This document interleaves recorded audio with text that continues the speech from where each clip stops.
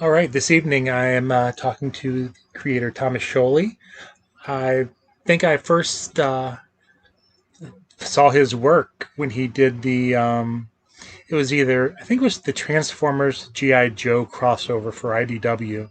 Then I followed him to GoBots, and then I saw that he was doing a uh, free comic book day about Kirby, and I thought I'd give it a shot to see if I could talk to him, and he agreed. So let me just bring him in, and we'll get this started. I'm really excited for this one.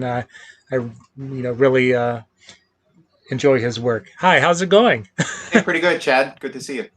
So first off, before we get into things, do you remember the first comic you read, or the one that kind of hooked you? Um, yeah, I mean, the first comic I read that it's hard to remember back that far because it was I probably wasn't reading yet, so it was Mm-hmm. just looking at the pictures.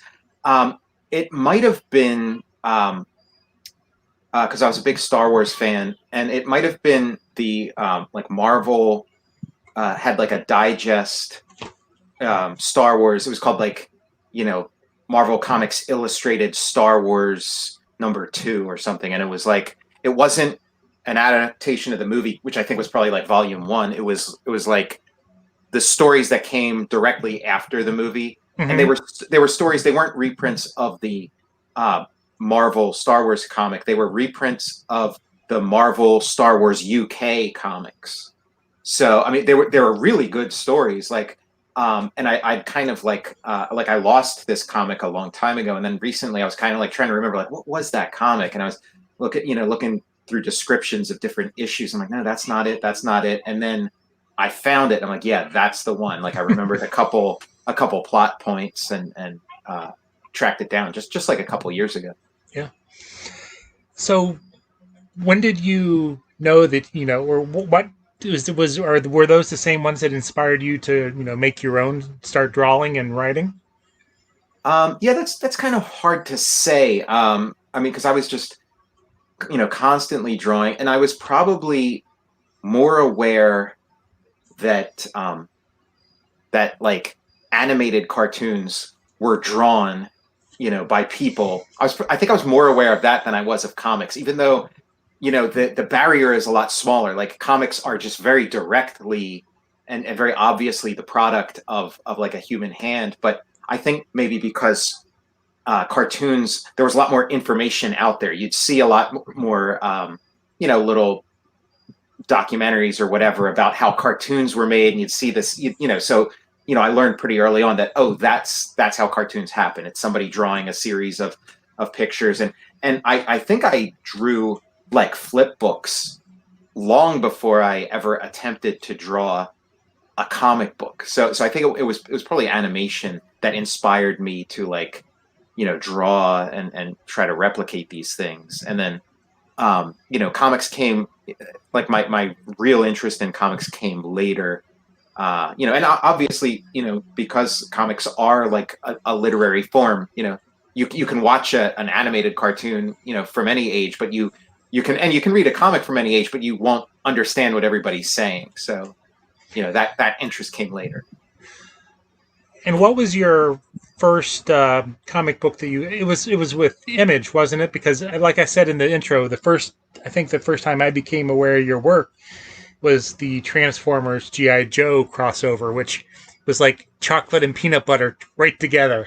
Oh, for sure. Yeah, it's great. I think they're a great combination too. I think they complement each other really well, which is why I was like so excited to work on that in the first place. Um, yeah, so I mean, I had self-published some comics prior to my Image work. I got the Zurich grant for my comic Myth of Eight Opus, and so I'd done like a bunch of issues and some OGNs, some original graphic novels of that before I started working with Image, and then yeah, like Godland was the like my first project with Image, which came out after another project I did with Image called Freedom Force, based on the Hmm. the computer game. Um, but that came out first. But I started working on Godland before that. And again, that one thing that kind of drew me to the Transformers and GI Joe was your art style, and it's very unique.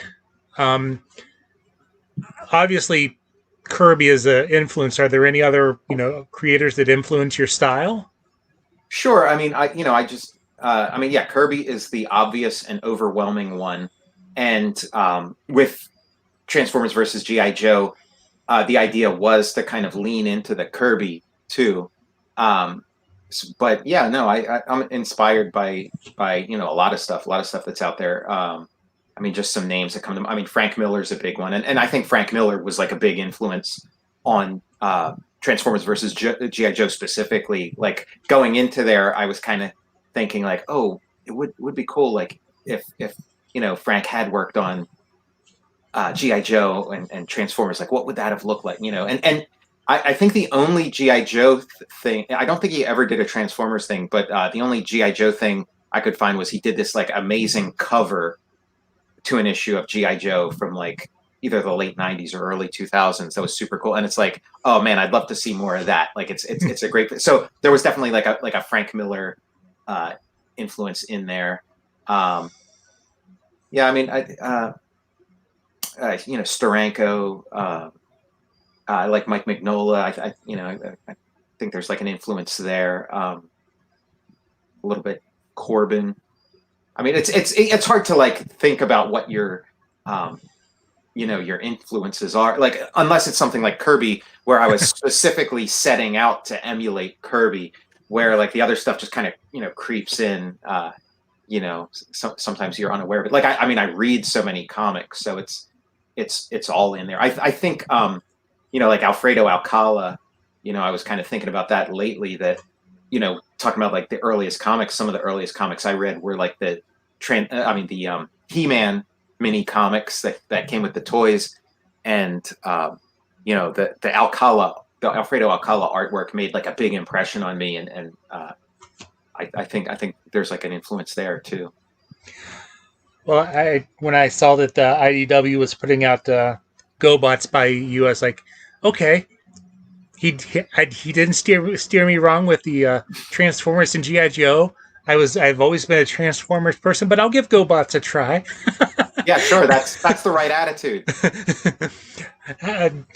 But it was nice to see that somebody was able to take what I considered to be the poor man's Transformers and made them interesting. How was working on that project? It was a completely orphaned property. It was a property that Hasbro had no interest in. IDW had no interest in. It was purely like motivated by my own interest in. Like I kind of came to them saying like I had GoBots on the brain. Like I had idea. Like sometimes you get ideas for things, and it's like I don't know if this I don't know if the world needs this but and you try to like push them away and work on other things, but they keep coming, they'll keep coming back, and GoBots just kept coming back. And like, it's like, I have something to say about the GoBots. And, and then I, just finally, like I reached out and I forget who I reached out to exactly at IDW. Maybe it was Justin Eisinger. I think it might've been Justin Eisinger. Mm-hmm. I think we were like talking about something else maybe. And I said, what do you think about GoBots? And then if I recall correctly, he like sent me like a photo of his desk, and it had Dive, the GoBot submarine on it. So like, he was ready, he was ready to hear a GoBot pitch. But yeah. So, I mean, and to me, those like that's the coolest stuff, is where you just kind of like, there's something that's just like bugging you, like something that's just on your mind, and you got to do it. And then you get to do it. Any chance for the long-awaited Transformers versus GoBots? Yeah, I pitched that. I mean, towards the end of GoBots, I was, still had like the Jack Kirby comic. Like I was immediately going to get back to working on that as soon as I finished GoBots, and then I think maybe even the Fantastic Four thing started, mm-hmm. Become like becoming a possibility around that time too. It was kind of one of those things we've been talking about off and on for a while, and it was a while before it got like fully green lit. So like I was ready, like I knew that, I was ready to jump to the next thing, but I did have like a Transformers versus GI Joe idea, and I pitched it. I'm like, look, getting ready to do this other stuff. I have a window of time where if you'd like, I can do Transformers versus GoBots, or GoBots versus Transformers, which I think is a more audacious title to lead with the GoBots. And here's my pitch. I won't have time to draw it. I can just write it, and maybe do covers or maybe like draw a little bit of stuff here and there. But like it's going to have to be another artist. But here's my pitch. I can write it, but it would have to happen within this window of time. And then it just, it just didn't end up happening. Yeah. And I moved, but it's always there if it needs to be. So, well, actually, today your free, what would have been the free comic book day, Jack Kirby, The Epic Life of the King of Comics, released. How long have you been working on that? Because I was looking back on your wall, and it looks like that's been a project that's been in the work for some time. Yeah, I think I started like really like rolling up my sleeves and like drawing and doing serious writing on it back in at Jack's, like around the time of Jack's 100th birthday. Mm-hmm. And yeah, just a couple days ago was his 103rd birthday. So yeah, I guess like it took around 3 years, give or take. And yeah, that free comic book day book, it was supposed to come out back in May. And I was super excited about that because like I love being a part of Free Comic Book Day. Any opportunity I have to be a part of Free Comic Book Day, I'm there because like I really like I think it's like just so important. You get your work into the hands of so many people that might have never checked it out otherwise. So I was pretty disappointed when that happened. I mean, there were bigger issues, bigger problems at the time. So I could only get that. I couldn't get too upset about it, but yeah, it was a disappointment, but I'm so glad it's coming out now. And I think the timing is good because I think with Kirby's 103rd birthday, I think, people were talking about Kirby a lot this anniversary. So I think it's good to like, now it's like, okay, here, check this out. And, was it just your love of Kirby that inspired you to do that? Yeah, completely. I mean, a lot of things that I work on are like wish fulfillment. It's like, yeah, I would really love to read a super cool comic about GoBots. So there isn't one. So let me make one. And so it was kind of the same thing with this Jack Kirby. Like, I really would love to read Jack Kirby's autobiography in graphic novel form. I'd love to sit down and read like a graphic novel where Jack's telling you his story and telling you his life. I'd love to like just be able to have said that like I spent like an afternoon at the Kirby house, that like, oh, I was one of those people who knocked on the door of the Kirby house and hung out with Jack, and he told me all his stories and stuff. But that would require time travel. So it's like this was my way, to have that was to sort of create this thing where like you are spending time with Jack Kirby and he is telling you all his stories and you're getting this like amazing experience with him. So as you are researching the book, was there something about Jack Kirby and his life that you may have learned that you didn't know, or something that really stuck out for you? Yeah, I mean, tons of things. I mean, just just when you get into the minutia of it, just like nerdy stuff, like, oh, I didn't know that the first superhero Jack Kirby worked on was Blue Beetle. I knew he worked on Blue Beetle, and I knew it was early. I didn't realize it was the first, and that's a pretty cool like little tidbit to learn.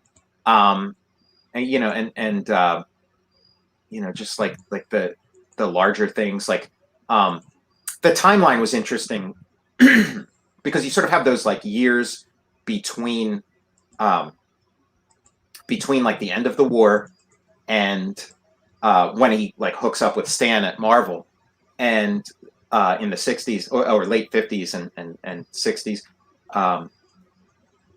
and that in between time, like I knew the highlights, I knew some of the things that happened. I didn't know like exactly like, okay, it was this and then this and then that. And so it was like really interesting looking at those years and seeing like, okay, Jack was like, he was looking for all these different venues. He was pitching TV shows. He was pitching comic strips. Like he wasn't just like, sitting at his drawing desk, like working on like whatever comic assignment he had. And then when the assignments dried up, it's like, oh, what do I do now? Let me go to Marvel. It was like, he was trying all kinds of things, like, and that's a really interesting period that I think, isn't talked about too much. Like, people talk about the like the early stuff, Captain America, and people talk about the war years, and people talk about the Marvel 60s stuff, and then the 70s DC and Marvel stuff.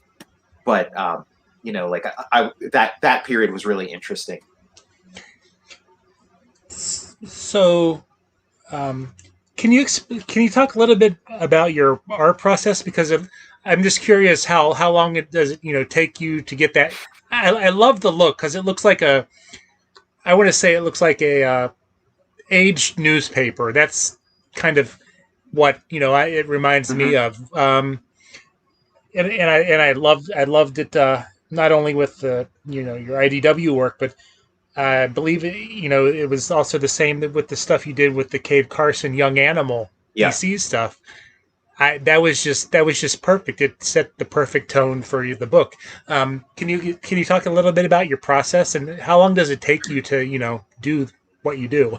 Well, I mean, I can comfortably do a page a day from start to finish, like all the way through coloring and lettering. I can comfortably do a page a day, but sometimes I have to do more than that. And in the course of making the Jack Kirby book, sometimes I'd have to do 2 pages a day. Sometimes I'd have to do three. On a rare occasion, I do 4 a day, but I can comfortably do one a day. And the process is basically it's changed a lot over the years, but what I've sort of settled into is I have my iPad, I have my Apple Pencil, and I have Procreate, and I do like my layout. I do like Mhm. a rough layout and get kind of like like basically what's going on, uh, um, and somewhat tight.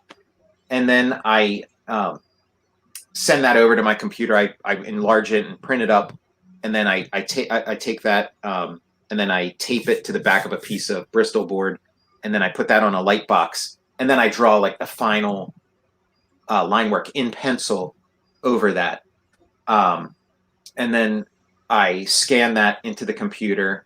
And I don't do anything to like change the contrast or anything. I keep it exactly how it is. So it's got the texture of the paper itself, and it's got the soft Mhm. line work of the pencil.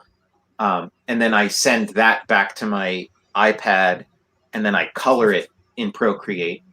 Um, and then I send it back to my computer and kind of like just put all the pieces together and hand letter it, and then that it's done. And and I also add, I have like some pieces of yellow paper and brown paper bags and various things with like texture that I've scanned over the years, and I'll grab one of those and lay that over the colors to kind of Mhm. you know blend them further. Well, it's a really nice effect, and it really stands out, and it kind of it's again, as I said, it's what drew me to your work. Mm-hmm. Yeah, I mean, I appreciate that. It's an aesthetic that I've been sort of chasing for a long time. I just like I wanted my work to look a certain way, and it wasn't looking exactly the way I had in my mind. And I would try different things, and then this was like the breakthrough to me was like switching from ink to pencil. That like all of my heroes worked in ink. Like I mean, Kirby worked in pencil, but his work was then Mhm. inked, and then the finished product you're seeing is an inked line. And so I felt like, oh, that's the way you do it. That's the way you do comics. That's the way I'm going to do comics. But then I do it, and then it wouldn't look like Kirby. It wouldn't look like even though I was using the same tools as the people who inked Kirby. And what I came to realize was that that final line that you see in a comic book isn't a perfect replication of that inked line. It's actually like a really bad replication of the ink line, and it's on gritty paper with like bad printing press, and so the line starts to deteriorate and degrade, and in a beautiful way, like in a very organic, living way. And it's not a black line. When you read like an old comic, the lines on those paper are not black. They're like like a brown. They're like a brown color. And so it was. I kind of realized that, oh, I can get that look just from a pencil, just from like sidestepping ink altogether. Like a pencil will break and smear and shatter in a way that kind of is actually a better better evokes those that look than using the same mechanical process and tools that like an inker in the 60s or 70s would have used, which was my approach prior to that. So you've done a couple, Kirby characters. You've done the Fantastic Four for Marvel. You've worked with the DC characters, like I mentioned in the Cape Carson. Are there any other characters that Kirby did that you might want to kind of play around with, using your style? Yeah, sure. I mean, with Fantastic Four, I got to check a lot off of the list because, like, I got to do the Fantastic Four, of course, but then I got to do Silver Surfer, Galactus, and then cameos by the Avengers and X-Men, and so I got to check a lot off my list. But it would be interesting to go deeper with some of those characters. Thor is a big one. Thor is like a very important character to me, and like Kirby's Thor, that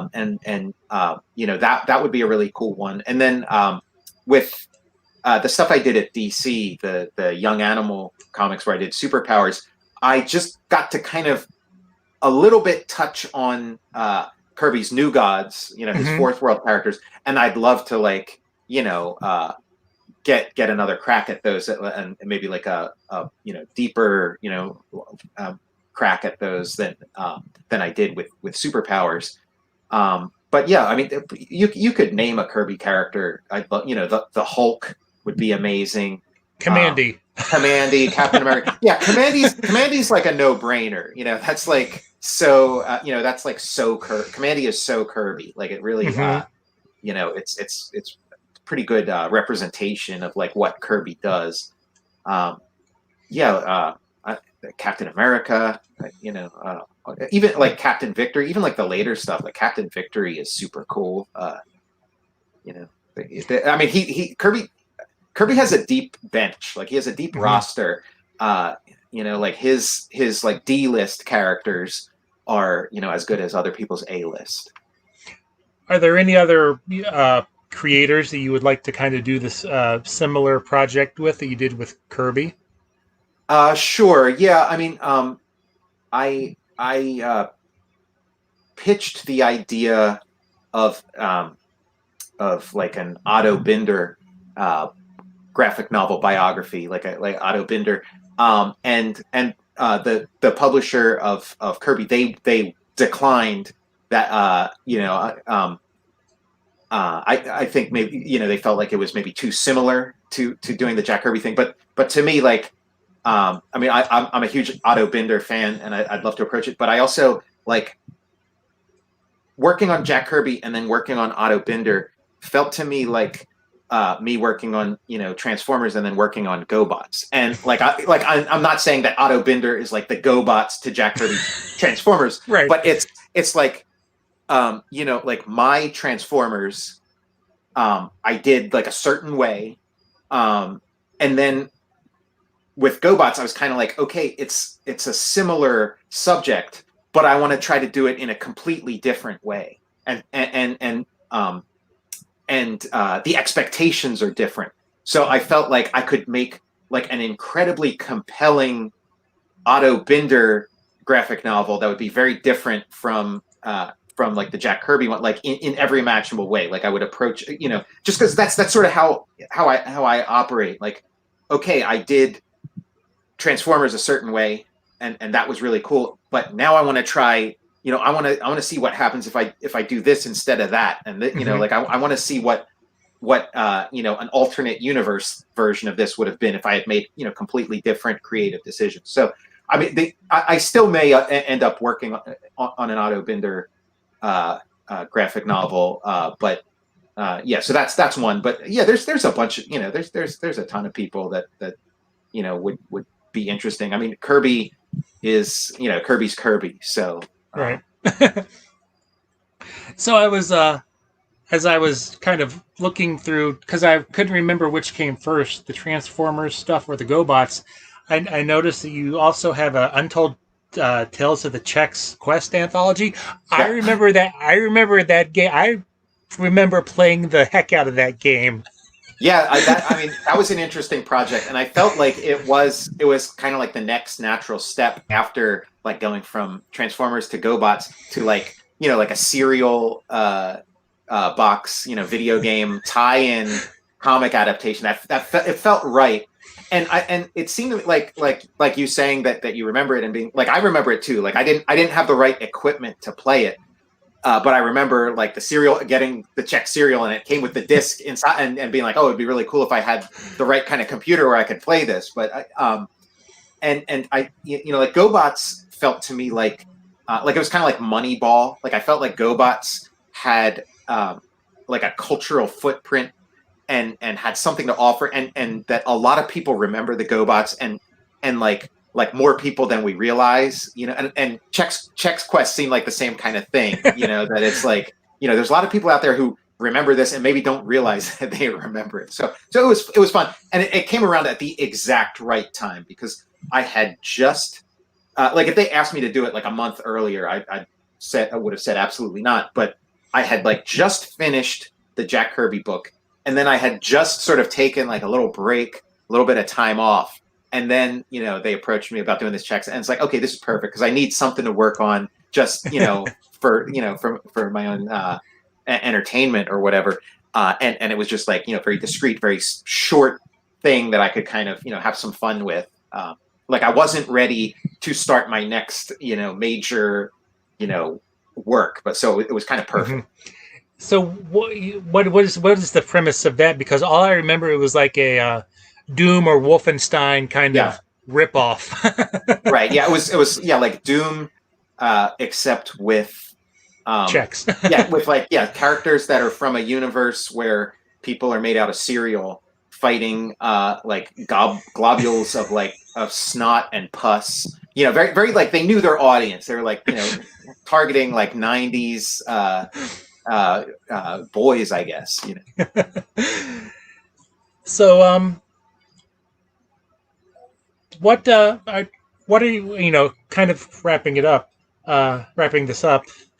What are you reading anything now that you would recommend to anybody? Or is there something out there that you think people should check out other than your stuff? Yeah, I mean, I wish I had some visual aids with me, because like when somebody asks me what I'm reading, I'm always stopped in my tracks. I get complete amnesia and I forget.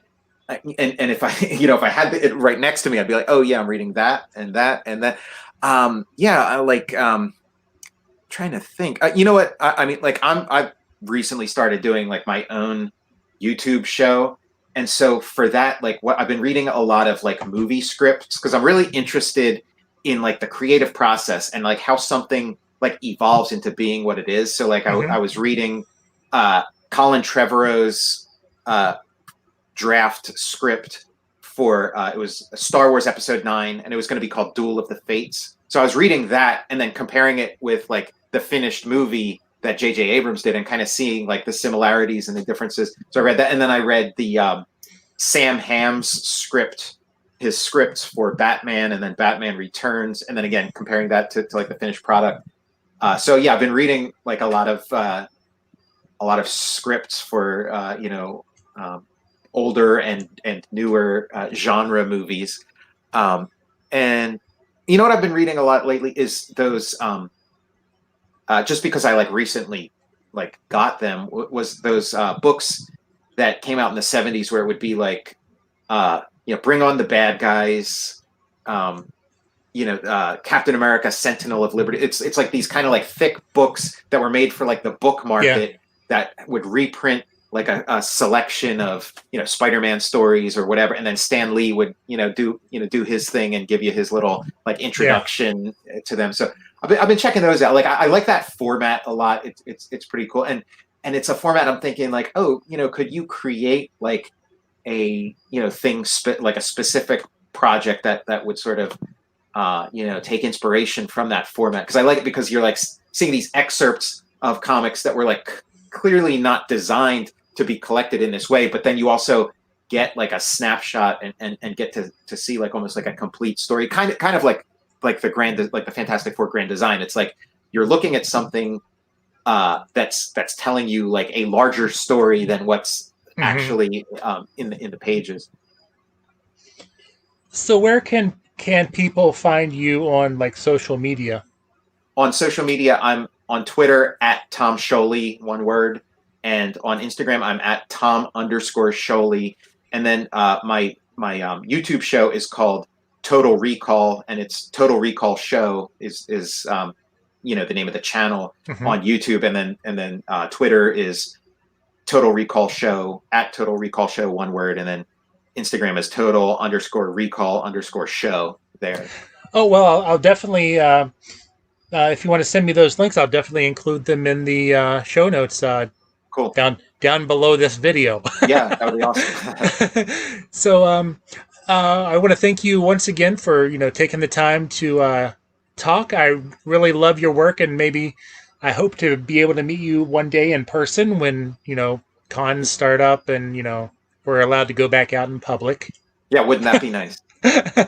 But and if anytime you have anything you'd like to talk about, you're more than welcome to come on, and I'd love to talk to you about it. And unless there's anything else that you would like to say, then stay healthy and stay safe. You too, Chad. It's been a pleasure. All right, now I'll definitely let you know as soon as this goes out. And thanks again. I can mark your name off my list of interviews I wanted to do. So, awesome. I really appreciate you taking the time. So, hey, it's my pleasure. All right. Okay, have a good evening. Okay, yep. You too.